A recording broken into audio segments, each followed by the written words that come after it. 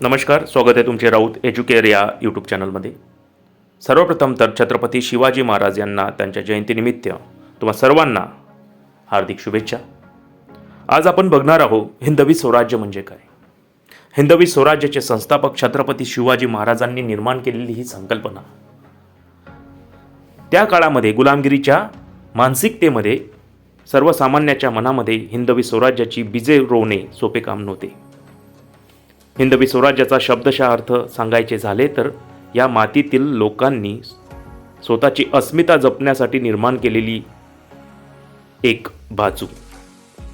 ही अशी बाजू आहे की यामध्ये सर्वसामान्य असं व्यक्ती म्हणू शकेल हे माझे राज्य आहे. यामध्ये त्या माणसाला, सर्वसामान्य माणसाला स्वनिर्णयाचा अधिकार होता, सार्वभौमत्वाचा अधिकार होता. हिंदवी स्वराज्याचा सखोल अर्थ जर काढायचा तर 3 गोष्टी महत्त्वाच्या आहेत. यामध्ये होते लोककल्याण, न्यायनिष्ठ प्रशासन आणि होती स्वदेशी अस्मिता, जी स्वधर्म, स्वभाषा आणि स्वसंस्कृती जपण्याची.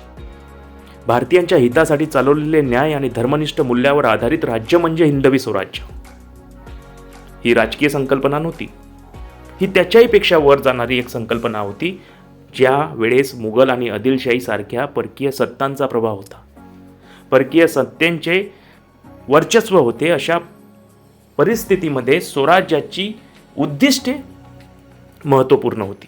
ती म्हणजे मुक्तता परकीय सत्तेपासून, लोकसहभाग सामान्य रयतेचा प्रशासनामध्ये, आणि त्यामध्येच होते स्वराज्य स्थापनेची रणनीतीमध्ये किल्ल्यांची मांडणी, किल्ल्यांची बांधणी, भौगोलिक उपयोग, सह्याद्रीच्या मातीचा उपयोग, गनिमी कावा, यामध्ये कमी सैन्यात विशाल शत्रूचा पराभव करण्याचे तंत्र, आणि तेवढेच मजबूत होते आरमार, आणि त्याला होती जोड पायदळाची. बघा, आणि स्वराज्याला सांभाळणारे घटक म्हणजे अष्टप्रधान मंडळ.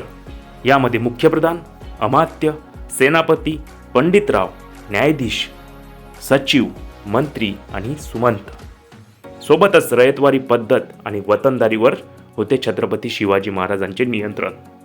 स्वराज्य म्हणजे सामान्य जनतेचे, रयतेचे, प्रजेचे असे राज्य. अशा या राज्यामध्ये नैतिक व सामाजिक मूल्यांची मांडणी करणे, बीजे रोवणे गरजेचे होते. त्याकरिता स्त्रियांना होता सन्मान, सर्व धर्माचे होते रक्षण, धर्मसहिष्णुता, शेतकरीसाठी होती सुरक्षा कवच, ते म्हणजे काडीचाही त्रास रयतेस होऊ नये, हे वाक्य होते छत्रपती शिवाजी महाराजांचे. आणि सर्वांना होता समान न्याय, न्यायनिष्ठ शासन. स्वराज्याचा सांस्कृतिक अर्थ अस्मितेचा म्हणजे पुनर्जन्म होणे म्हणजे स्वराज्याचा उदय. भारतीय संस्कृतीचे पुनरुज्जीवन होणे म्हणजे स्वराज्य.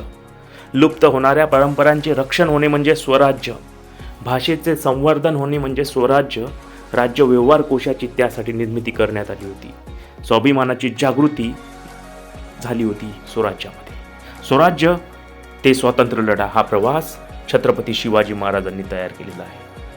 1857चा उठाव असो किंवा 1947 पर्यंत मिळालेले स्वातंत्र्य असो, यासाठी उगमस्थान होते छत्रपती शिवाजी महाराज.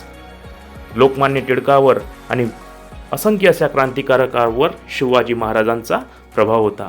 ही संकल्पना भारतीय स्वातंत्र्याची पाया ठरलेली आहे. यामध्ये शिवाजी महाराजांचं जीवन अर्पण झालेले आहे. 1630ला जन्म झाला, 1645ला स्वराज्याची शपथ घेतली, 1659ला अफजल खानासारखा राक्षस